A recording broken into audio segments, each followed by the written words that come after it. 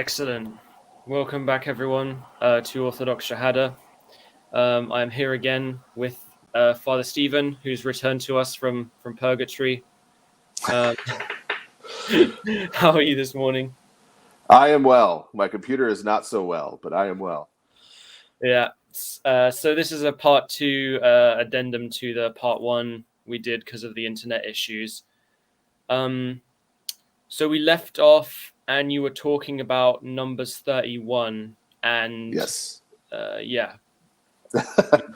might have to start over from the beginning. Yeah. Sort of catch people up. Yeah. So the way in which skeptics, shall we say, tend to take Numbers 31 is they kind of pull it out of the immediate context and frame it as Moses is mad that they didn't kill more pagan women, and then solves that by saying, well, kill a bunch of them, and then the ones who are virgins you can keep as concubines, as sex slaves, which kind of falls apart if you take it in context, right, of the immediate story in the book of Numbers, and then also in the Torah as a whole. Part of the problem with talking about the Torah as a whole is that, of course, critics have sort of chopped up the Torah into tiny pieces from multiple sources. And that's handy if you don't want to have to deal with context ever, right? Because you can pull anything you want out and just say, well, that other stuff is from another source, so I'm just talking about, this. But even if we just look at the regular context of Numbers, right, the story that precedes this, that this is a reaction to, is the incident that happened at Peor, which was the site of a high place where the worship of Baal or Baal Peor took place. And the Baal of Peor was a particular localization of the god Baal, the Phoenician god Baal. And what happened was, at this place, these women who were serving as shrine prostitutes or temple prostitutes had seduced a number of Israelite men into coming and participating in essentially a ritual orgy. And what happens here at Baal Peor is really in close parallel with what happened with the golden calf. The fact that there was also this sort of sexually immoral ritual aspect at the golden calf is kind of botherized in our English translations. So it's translated as, they sat down to eat and they rose up to play, like they were, going to have a game of Twister or something. But it's actually, the word play there has sexual overtones. Rated R Twister. Yeah. That's so that it has these sexual overtones. So this scene in Numbers 31 is similar to and parallel to the scene where Moses comes down the mountain and finds them with the golden calf, right? That's what's parallel. And one of those is at the beginning of their journey, and now this is near the end of their journey. And this incident at Baal Peor is going to be used, it's going to be cited by St. Peter in the New Testament. It's going to be referred to. He's going to compare the heretics of his day in the apostolic era to Balaam, who helped lead the men into this false pagan worship. So this text is a response to what would become, in the mind of Jewish people up to and including the New Testament authors, sort of a paradigmatic episode of apostasy and sexual immorality and worship, idolatry, and betrayal of Israel's God. And so what Moses finds is he had sent men to sort of deal with this situation in much the same way that the situation with the golden calf was dealt with, right? And that those who had participated in these abominable practices had received the death penalty. And what he finds when he comes back is that they've gone and killed the men who participated, but they've left all the women alive, including the women who were the shrine prostitutes, right? The women who had sort of brought about this whole thing and were the most active participants in it. And so this is why he is angry, because the idea here is not that they're going to take these women as sex slaves. The idea is that they're going to take these women potentially as their wives. And then these women will continue to lead Israelite men into this pagan worship, right? That's the threat that he's trying to quarantine, right? Sin and evil wise. And so he said that he gives the command in Numbers 31. So all of the women who have had sexual relations, who have participated in this, they need to die, right? But he doesn't just say kill all the women, right? He says the women who have not had sexual relations, women who have not participated in this, are innocent. You can take them for your wives if you want to. They haven't participated in this, right? And then we talked about last time in Deuteronomy chapter 10, the rules regarding if they wanted to take a woman from outside Israel who lived in the land as their wife, and that process where she had to become an Israelite. And of course, Israel never practiced what we today call female circumcision or anything like it, right? So the process had to be a little different for a woman to do that. And that's why it involves the ritual of they shave their head and regrow their hair, and sort of to symbolize beginning a new life as an Israelite now and leaving their old identity behind, right? So that's what's going on in this text. There's nothing about sex slaves in the text, right? That's coming out of people's minds and imaginations.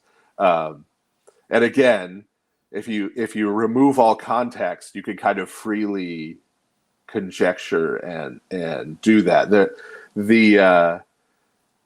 It's actually fairly common now for people just to take something. For example, there are Old Testament scholars out there who argue that Israel regularly sacrificed their children to Yahweh because they go to the dedication of the firstborn, and they say, oh, see, no, look, originally they were sacrificing their children, but they then rewrote it later to cover up that they were doing that, so it looks like they're just dedicating them, right? Now, there's no evidence for that, right? Like, whatsoever. It's just sort of asserted, right? And that a text pulled out of context is asserted as proof of their reconstruction of what is supposed to be behind the text. And that's something you have to watch out for when reading Old Testament scholarship, even if it's someone with multiple PhDs from a super respected university. Old Testament scholarship is mainly debating academic reconstructions of ancient Israel with relatively little reference to the actual Old Testament text, right? Which they don't accept. Right. So, I mean, maybe not to get too graphic or whatever, but presumably these women were also engaging in like human sacrifice and stuff, right? Is that right? Right. Yeah, this is the same kind of thing, but they're not from one of those giant clans, one of those tribal groups that's specifically earmarked for can't exist, right? But so this is just the individual people out of that group who have participated in these things have to be cut off. Not everyone, right? Not everyone. It's still, I assume to some people, it's still kind of like, to some modern people, it's still kind of offensive to the ear, I guess. But do you think that people maybe underestimate how like just horrific the stuff that they were doing was, or do you think they just ignore it, or? Yeah, I mean, it's weird. It's weird. And again, I don't want to get your channel demonetized or get you in any trouble with the tubes. But I know way more people who are super upset about the idea that the Israelites might have killed Canaanite children 3,000 years ago than are upset about maybe another nation by a similar name doing the same thing to local children today. So it's I think part of it is imagination. Part of it is because it's in the Bible, it relates to God differently. People now, because we're so materialist, we don't look at current events in the newspaper through the lens of where is God in this, right? We kind of think he's not involved unless a miracle happens, right? Mhm. Whereas in the scriptures, obviously God is directly involved, and maybe that makes it more problematic. For people. I don't think he's less involved in world events today than he was 3,000 years ago. We just don't see it because we're materialists. Yeah, and it's different reasons for different people. I mean, some of it is bad faith and disingenuous that takes place in apologetic contexts, right? I don't think Richard Dawkins stays up late at night worried about the lives of Canaanite children 3,000 years ago. I don't think he's deeply emotionally affected by it. But there are people who are. There are people who honestly are disturbed by it and troubled by it, right? And so for them, it needs to be addressed. The people who have good faith. Good faith issues with it. But yeah, this isn't like your local, oneness Pentecostals, right? Who reject the Trinity, right? This isn't like, oh well, these people have slightly wrong religion, and so we're going to go kill them all, right? These are people who are practicing idolatry, sexual immorality, human sacrifice, right? These are the things that God is calling abominations. And like the example we gave last time, if you knew your neighbor was doing these things, you would call men with guns to stop him from doing it. You wouldn't just be like, well, hey, that's his religion, like, gotta accept everybody's religion. So this is there are levels, like we talked about last time. There's run-of-the-mill paganism, and then there's this stuff. And even the run-of-the-mill pagans found this stuff to be really objectionable and something that needed to be put an end to. And when Rome put an end to the Phoenicians, that was in a far more brutal manner, right, than what we see happening in the Old Testament, right? Because they didn't have laws governing warfare from the God of Israel, right? Governing what they could and couldn't do. They could go scorched earth. They could take as many slaves as they wanted, including sex slaves. They could, do whatever they want, and they did. Right. Yeah, that makes me want to ask, like, so how did this treatment of war captives and sort of women in the context of war, like, shape up compared to the way other ancient Near Eastern civilizations would do it? Because you talk about how, it's supposed to be war that's holy, or that says, because my understanding is that you want to say that, yeah, the gospel is still present here, but in its sort of contingent application,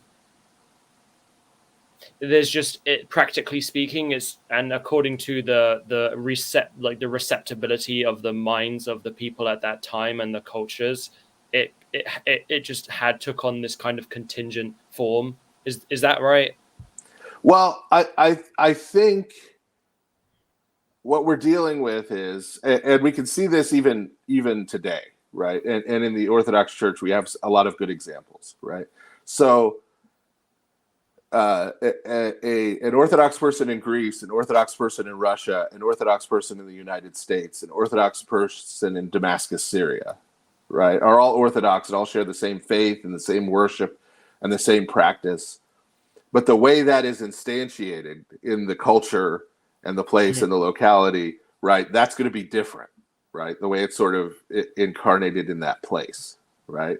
And that's just different parts of the contemporary world, right? So when we go back into the Bronze Age, into the Iron Age, right, we're talking about a very different type of world, right? They did not have the capacity to imprison a person for life, right, to prevent them from committing further evil acts, right? There were no police. There were no men with guns to call on your neighbor, right? There was the military, and the military was basically a militia, of all the military age men grabbing weapons. A lot of them, the wars we're talking about, a lot of them were fought with sickle swords, meaning they were literally using farming implements. Mm. That beating your swords into plowshares thing is talking about returning them to their original use, because you don't have to make wars anymore. This is the world. And so how you apply mercy and grace in the gospel in that world is not going to look the same as how you do it, right, in modern America, where we have, or modern Britain, or modern anywhere, right, where we have social structures and a criminal justice system, and all of these things, and international bodies that govern warfare, and all these sort of things. Now, a lot of those things are outgrowths of the Christianization of the West, for example, right? So the reason we have a lot of those structures now is ultimately because of the gospel, right? In the causal chain, right, of how they develop, right? But when we're dealing with the Torah, when the Torah is dropped into the world, right, we're dealing with utter darkness and a world of violence that, this was one of the things with the book, writing a book on this, is frankly, nobody could handle the reality, right? There's a famous quote from Stanley Kubrick when Schindler's List came out. They said, "What do you think about the fact that a movie about the Holocaust has become so widely viewed and all of this, right? Dealing with this terrible historical event." And Stanley Kubrick said, "Schindler's List is not about the Holocaust." He said, "The Holocaust is about 6 million people who died. Schindler's List is about a couple hundred people who survived. That's why people can watch it." Yeah. Right? So the reality is, if any of us saw the reality of the suffering of a child in the Bronze Age, really saw it day to day, got to know who this child was, and saw how their life ended, completely apart from Israel, take Israel out of the picture, right? We couldn't handle it. That would be a movie none of us could watch. That would be a book none of us could read, unless you were a sociopath, right? Like, just had no empathy. So to try to describe and convey what the ancient Near East was like without doing some kind of torture porn or putting people off where no one can read it, right, is difficult. It's a difficult balance, right? I mean, I didn't do this to shock and traumatize people and sell books to edgelords. But when you read Assyrian conquest accounts, for example, the Assyrians who wiped out the northern kingdom and the 10 tribes of Israel, the kings will brag afterwards about the height of the piles of heads they made outside the city, right? I had a pile this high of men's heads, a pile this high of young boys' heads, a pile this high of women's heads. They would talk about, like, the leadership, the king of the city and the nobles. They would skin alive and hang the skins on the outside of the city walls as a warning to other people. I won't go further than that, but I could, right? Like, this is the level of stuff we're dealing with. Yeah. This is the level of stuff we're dealing with the Assyrians. The Assyrians aren't a giant clan, right? Yeah. That's what we're dealing with in war, because their concept of war, essentially, and this is part of that, what I talk about in Holy War, is that the world of war is a different world. It's a world in which there are no rules. The idea that you have Hammurabi's code, you have law codes in the ancient Near East. Those applied in the city. Those applied in the place where the king's authority was. When you went out of the city, when you went out to war, nothing. You could kill who you want, rape who you want, take as a slave who you want in the ancient Near East. Right? And so the Torah comes into that world and says, no. Yeah.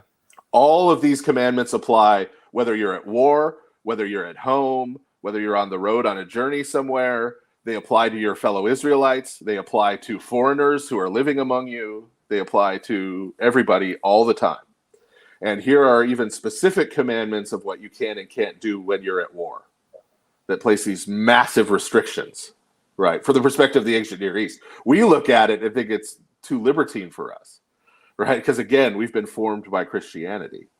But from the perspective then, right, this was a radical departure in whole concept. And we also have to remember, the Old Testament never says the Israelites followed this.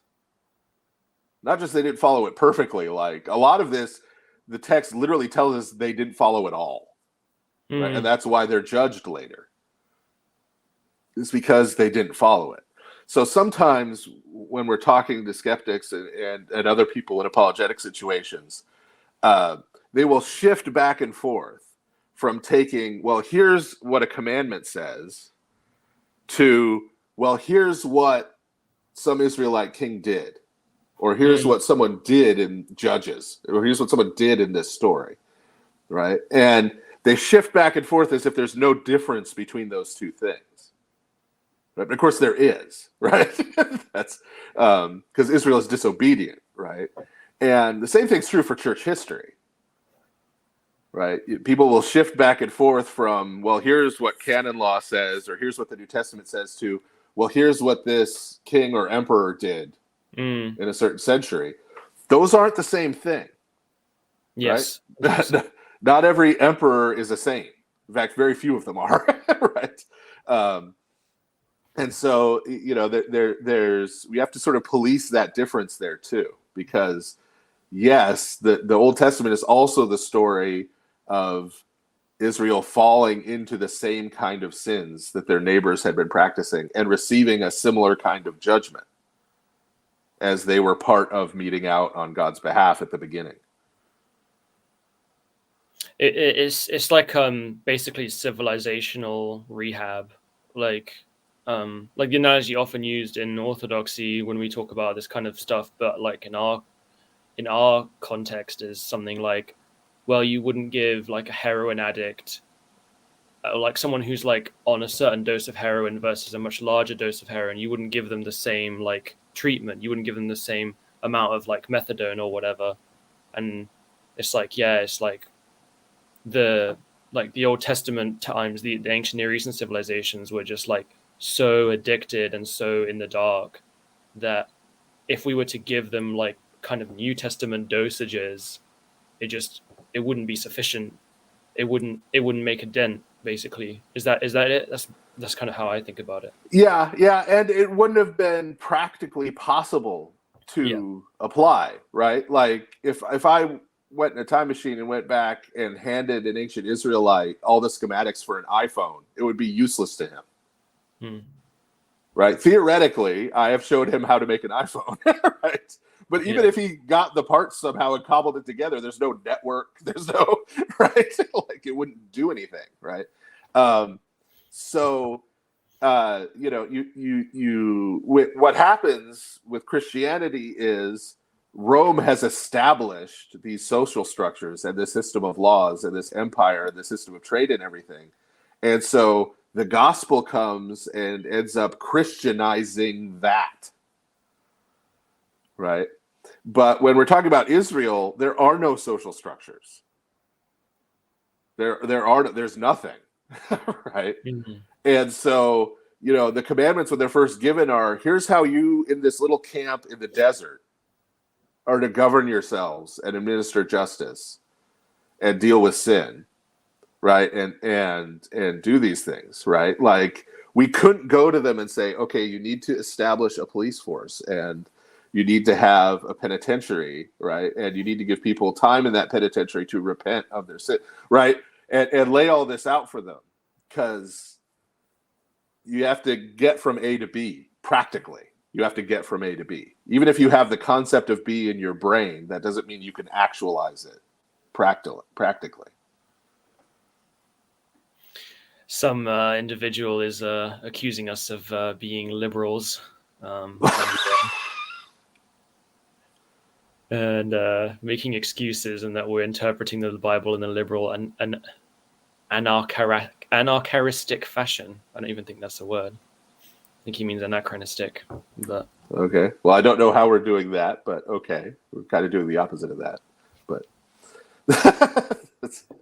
so yeah, this bloody brutal and barbaric book, like, what do you think of it? Because it does. I think this, as I understand, this goes into quite a lot of graphic detail about the kind of like on primary source level as what was going on at that time.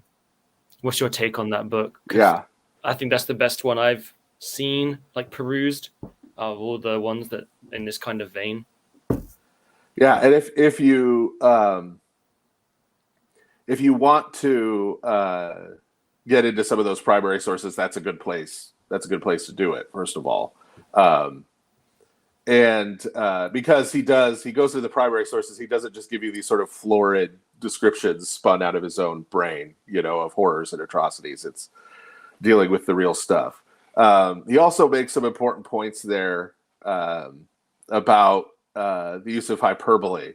This is one of the evidences in the Old Testament for assimilation being part of what's going on, even with the giant clans, right? The assimilation meaning the idea that somebody could cease being a part of that people and become a member of another people, right?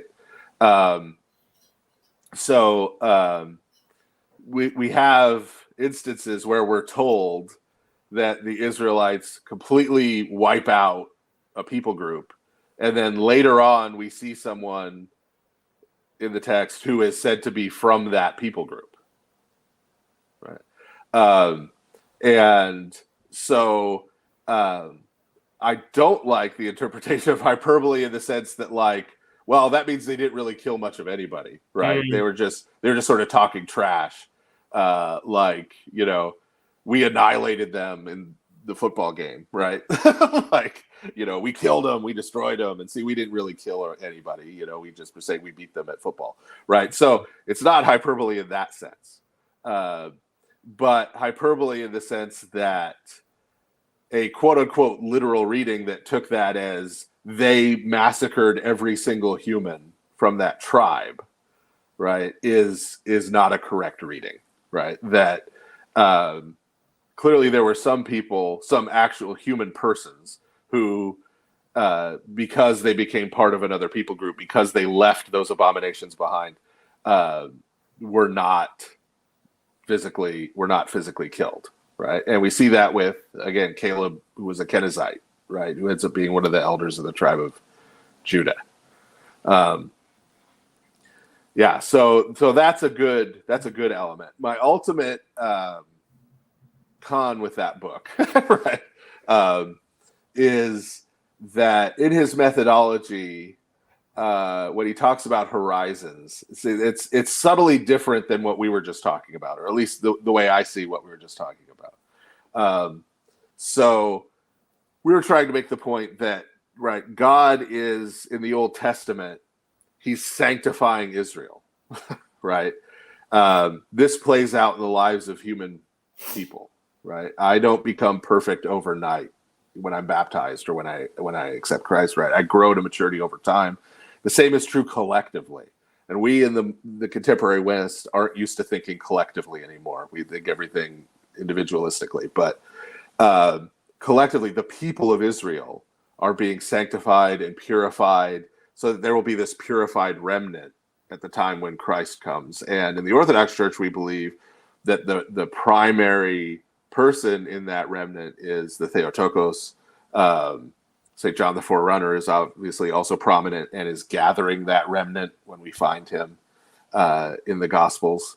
And so this is, God isn't changing, the gospel isn't changing, the truth isn't changing, right? But the people are changing. The people are being brought along into that truth, right? Into the fullness of that truth from a very bad place where they are. So the book kind of takes, not my book, the book we're talking about, takes the position that seems to me, when they describe their methodology of horizons, seems to me to be arguing for something that sounds similar, but I think is different, a kind of incrementalism, where because they're so primitive and backwards living in this society, God can sort of only give them the gospel a piece at a time, right? He can only give them the truth a little piece at a time, sort of dole it out, rather than giving them the whole thing all at once. And my difficulty with that is that I don't think, if you understand the Torah as a whole, remember the Torah includes Genesis, right? If you understand the Torah as a whole, not just commandments, but the whole Torah, I find it difficult to argue, and I think the fathers would completely disagree, that the gospel as found there is not the same gospel of Jesus Christ in the New Testament. They would object to the idea that it's sort of a piece of it, the first piece of it or something, right? I don't think that's how they thought about it.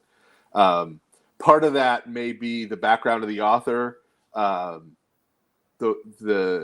Western view of Revelation in a lot of cases, not the book of Revelation, but the revelation of God, tends to focus on the revelation of sort of propositional truths, right? And so God's sort of doling out these propositional truths a few at a time, right? And so you get that idea.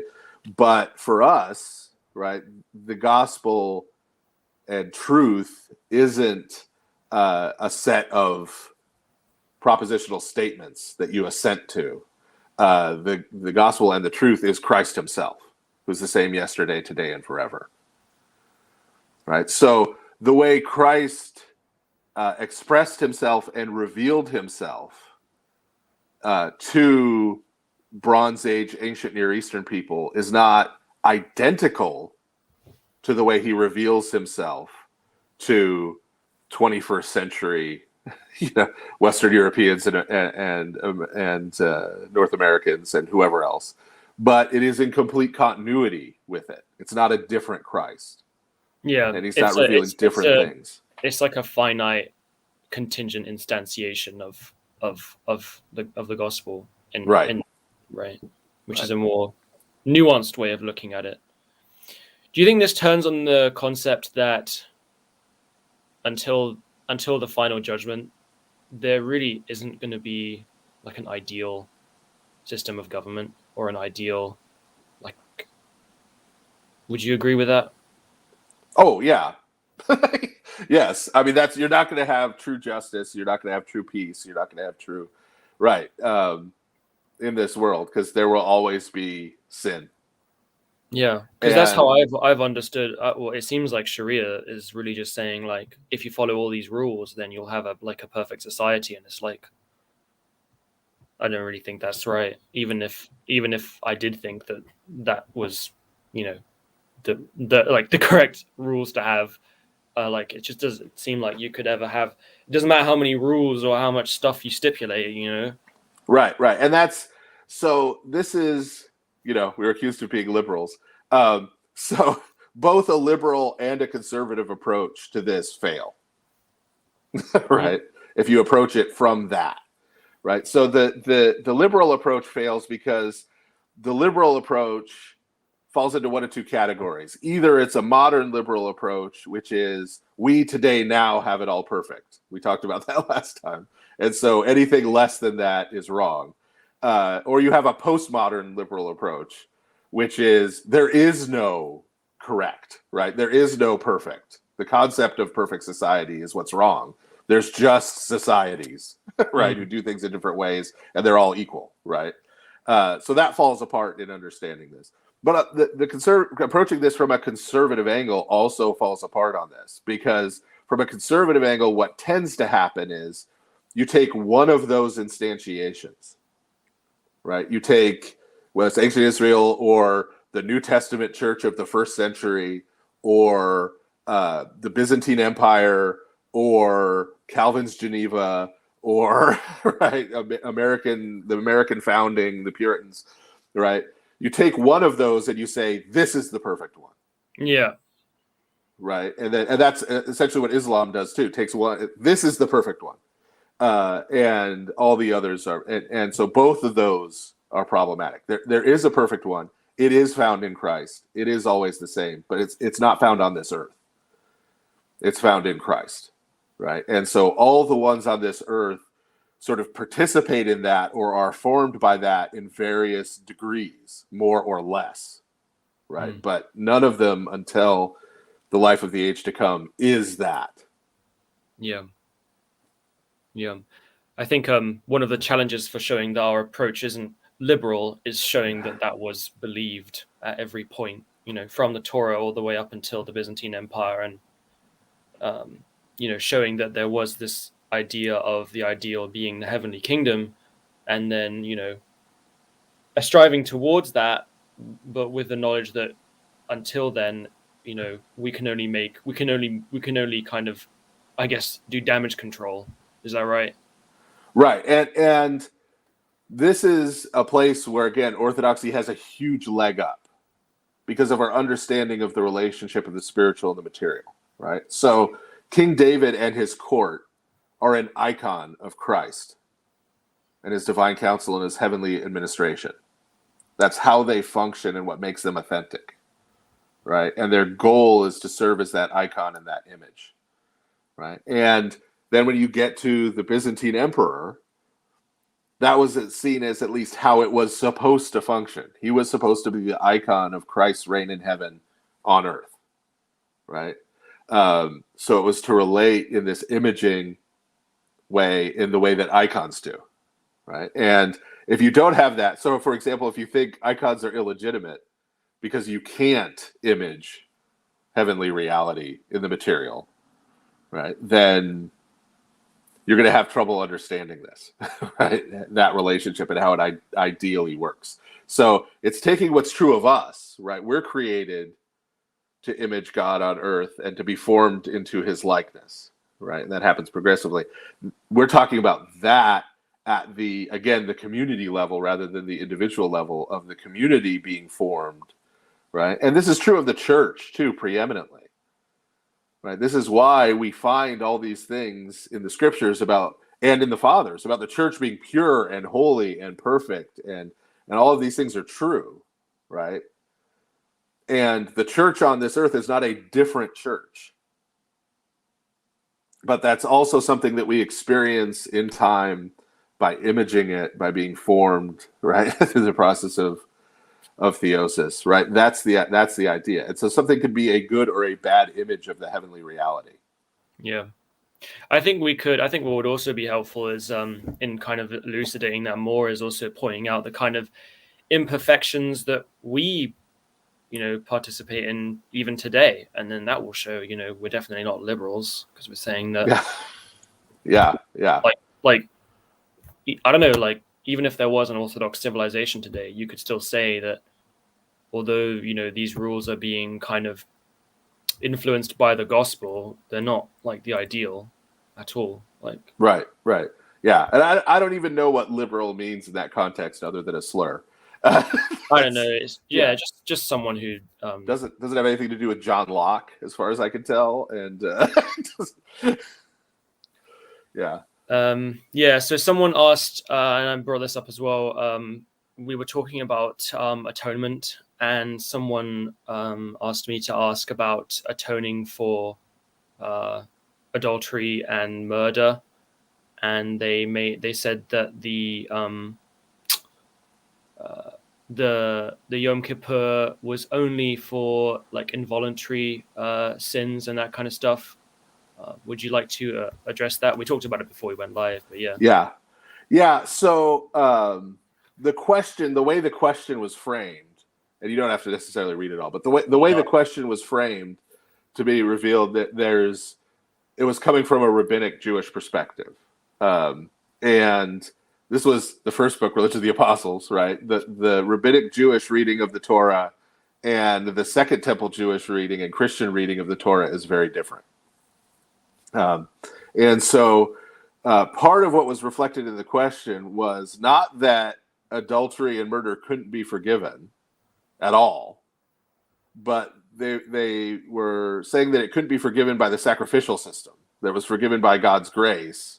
And then the sacrificial system is just there to deal with these involuntary sins, right? And even the question even categorized sacrifices as an exchange, right? That was somehow to deal with involuntary sins. And that falls apart at a number of levels. The place where that comes from in the rabbinic Jewish context is that there's a fundamental problem for Judaism outside of Christianity when the temple's destroyed, right? And therefore sacrifices come to an end, right? And so rabbinic Judaism has to process and come up with a way, well, does this mean our sins can't be forgiven because we can't do the sacrifices, right? That are required by the Torah prescribes these sacrifices as the way of dealing with sin, right? We can't do Yom Kippur. We can't do the Day of Atonement to, as we talked about last time, deal with the stain and the taint left behind by sin. We can't do any of those things, right? Yom Kippur now is basically a day of fasting and prayer for rabbinic Jews. There's no goats. The whole ritual has been set aside. And so the way through that was found in rabbinic Judaism, in mainstream Orthodox rabbinic Judaism, was to try to limit the sacrificial. Say the sacrificial system was just for dealing with these involuntary sins. The serious sins were always just forgiven by God's grace without sacrifices. So see, we don't have a problem, right? We can just go and confess our sins and be forgiven because that never required sacrifices. And so that then is adopted by a lot of folks, all too many of our Christian friends who take for granted that Judaism in the first century looked anything like Judaism today. And so the basic flaw there is that you don't actually find that involuntary distinction in the text. And there's places where it explicitly doesn't make sense in the text, right? So for example, when it prescribes that someone who stole receives forgiveness when they pay back, when they make restitution, restitution is the majority of sins in the Old Testament are dealt with through some form of restitution. So he goes and he gives restitution, and now he's forgiven, pays back 5 times what he stole. That's only if you steal accidentally, right? Involuntarily. If you voluntarily steal something, you can't be forgiven, right? That doesn't make any sense.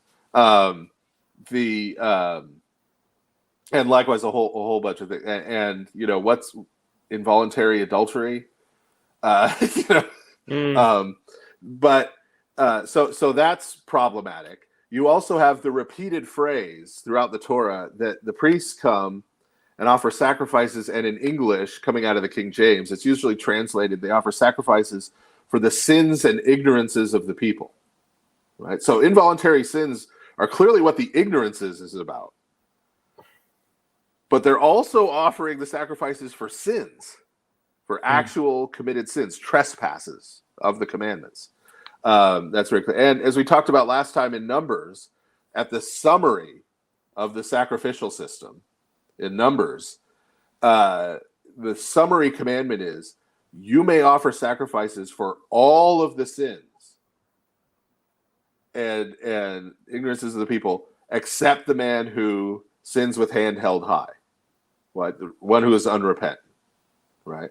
And this is a place, if you want an example of adultery and murder being forgiven and the sacrificial system being involved, Psalm 51 or 50 in the Greek numbering, right? This is another one where people tend to take it out of context. They go and say, oh, well, see here, David says he doesn't want sacrifices and burnt offerings, right? You say that's not right. Mm-hmm. Yes, because it's not an exchange, right? He wants a broken and contrite heart. But then how does this psalm end? Then I will offer bullocks on your altar, right? Because the sacrifice, again, is not an exchange. It's not God wants to kill David, but he'll settle for killing a bunch of bulls and sheep, right? The prophets say he doesn't delight in the blood of bulls and goats, right? But what is a sacrifice? Sacrifice isn't killing. Sacrifice is hospitality. It's sharing a meal with God that represents restored communion and fellowship. And so that what the prophets are always saying is, doing the ritual doesn't restore fellowship, doesn't force God back into fellowship with you. Right? Like we just had American Thanksgiving 2 days ago, right? I can get together with family members I'm estranged from, and we could sit at a table in silence and eat very hostily, right? At the same table. That's not going to mystically resolve our issues, right? Sharing that meal. But if I sat down with them the week before and we talked through our issues, right? And then we came and ate together. That could be a celebration, right? That meal could become part and parcel of the restoration of fellowship between us. Yeah. Would you say this is because I'm just thinking about how you kind of have Christology permeated here as well, like you have divine and human, just like you point out in your book. So you have, yeah, right. And what's going on in the Torah is that the grace of God is what forgives people, because the grace of God, especially for us as Orthodox Christians, is God doing something. That's the short version of energy. God working in His creation. God doing something in us, in the world. And God does that through these rituals. Yeah. It's like faith and works as well. Yeah. Yeah. Yeah. And so these aren't separate things. It's not like He does it by grace or He does it through a sacrifice, right? That those aren't opposed to each other, right? That's like saying God does it by grace or He does it through the sacraments, right? For us, right, that doesn't make any sense. So for us, this is a point of continuity.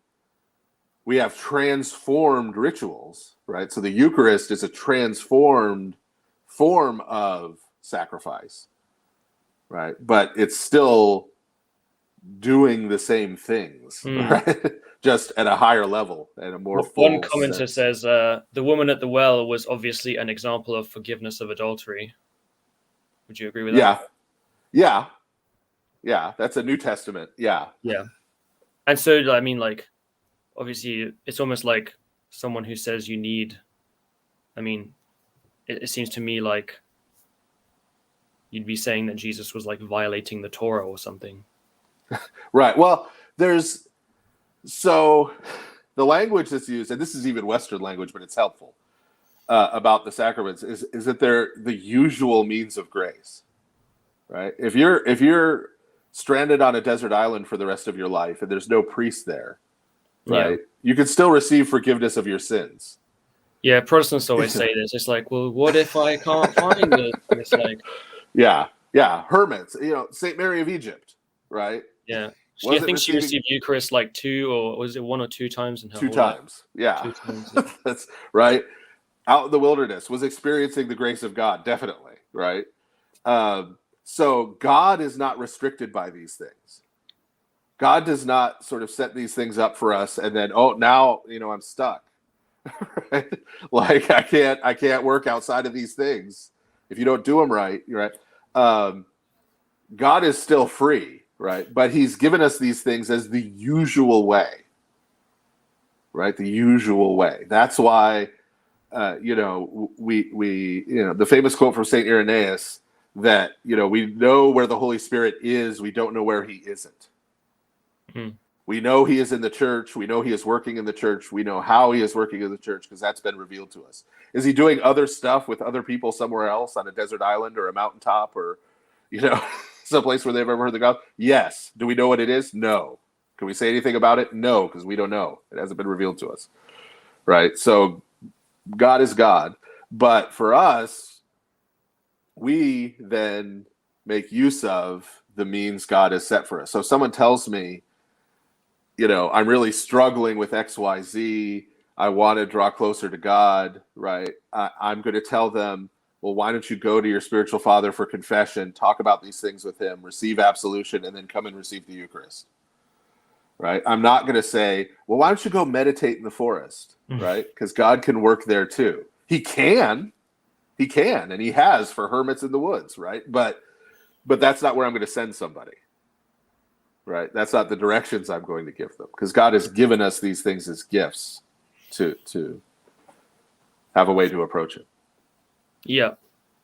So just to wrap up, I think one last thing is, I think this will be the last question. Because someone put a couple of super chats in.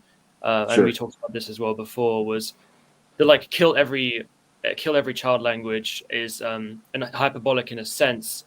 And what you're saying is that the way in which they were like, like some of them you're saying were killed, but some of them may have even been brought in, in covenant. Is that right?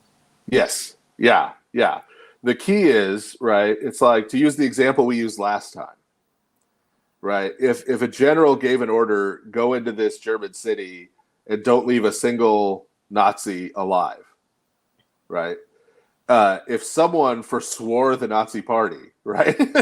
if you came up to someone and they said, look, I never believed any of this, I never participated in any of this, I was forced to join the party because of this, or whatever, right? They would not have to be killed in order to obey that command, right? And so it's the same kind of thing with the Hivites, right? Or the Horites, or any of these other groups, right? Someone who is innocent of these practices and forswears these practices, right, is doesn't need to be killed, but they can't be sort of an independent operator either, right? In the ancient world, they have to become a part of a new people, right? They have to, become a part of another people that isn't characterized and isn't participating in those abominable practices. What makes this? Because I mean, this is something I've not heard before. This was something I ran across in your book, and I suppose the question would be like, what makes this particularly believable as an exegesis? Well, a couple of things. The thing we mentioned already about people showing up who are said to be from those people groups after they've been wiped out, and also just in general, when we dig in closer to the text on Israel and realize they're not ethnically united, right? That we have these people all the way through who are in one place identified not just as Israelites in general, but as members of a particular tribe of Israel. Sometimes even elders of those tribes, but are also identified as having been from one of these people groups. Right? So clearly that cross assimilation has taken place. Yeah. Right? There are prominent examples in the text itself where it has taken place. We don't know, we have no idea how widespread it was. Right. And I say in the book clearly, I'm not saying that there were no Canaanite children killed. Yeah. Right. We can't even fight a war today and not have any civilian casualties, let alone in the ancient Near East. Right. So, I mean, I'm not saying that. Right. But what I'm talking about is what the command should have meant. And again, I'm not even saying the commandment was obeyed correctly at any point, but what the command was indicating to the person is not, right, total extermination. It's the people group must cease to exist. How they carried it out, we see all over the place that this command in particular was disobeyed by Israel, right? And all the other commandments as well. Right. So I'm not saying no children died. They somehow did a perfectly clean war ever. I'm not saying that they even obeyed the commandment. I'm just talking about what the commandment from God was directing them to do.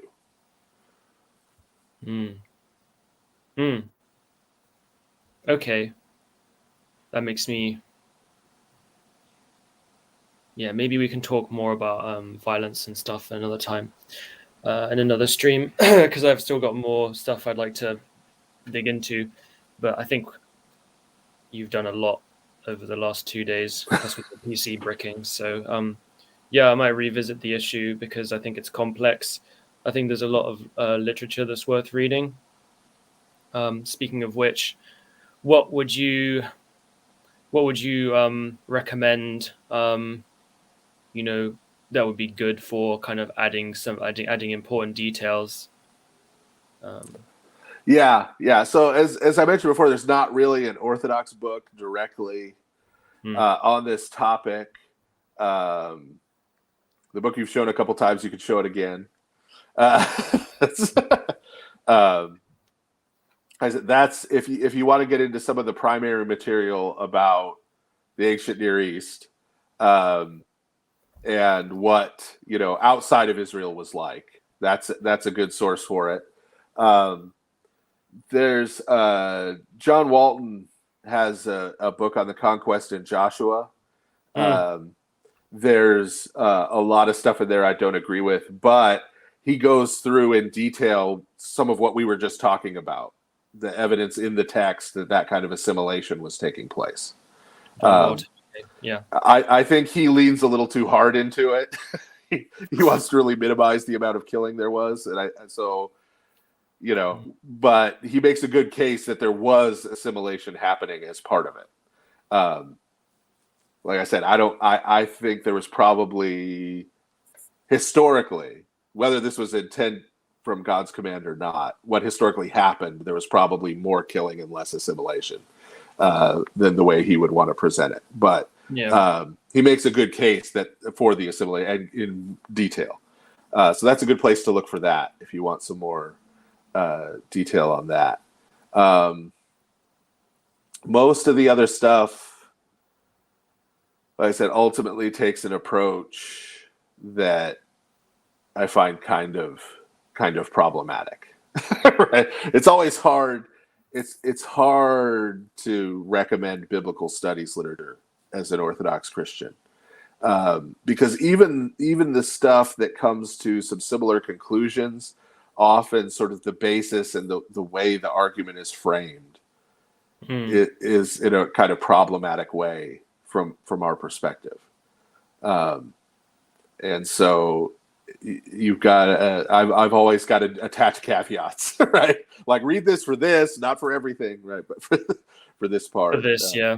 No, that makes sense. Yeah. I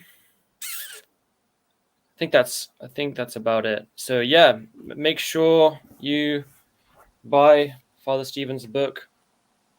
Oh yeah, one last thing. What other books and other than violence in the Old Testament, there's also loads of just like weird stuff. Do you know what I mean? Yeah. It's just like weird, like the jealousy ritual, or the like the bit in Genesis. I forget who it was off the top of my head. Was it Joseph? When he has like all the, it's like goats. He has like goats, and then he does some stuff with some. Oh, like, Jacob with the sticks, and then having him look at the and stuff. sticks. Yeah. Jacob, yeah, that's it. Yeah. Have you thought of writing a book on like just weird stuff? Yeah. Yeah. Some people would say I only write about weird stuff, but yeah, there is a that might be something down the road. Yeah, because when you look, I was worried for a second you were going to ask me for book recommendations, because a lot of this stuff dealing with that. So modernism has two sides to it, right? And a lot of people who think they aren't modernists are actually being modernists when they do it.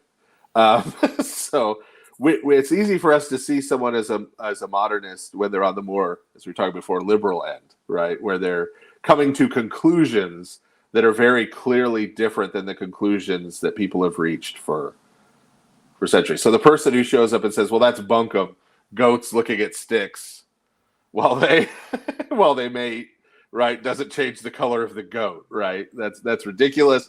We clearly point at that person and say that's a modernist, right?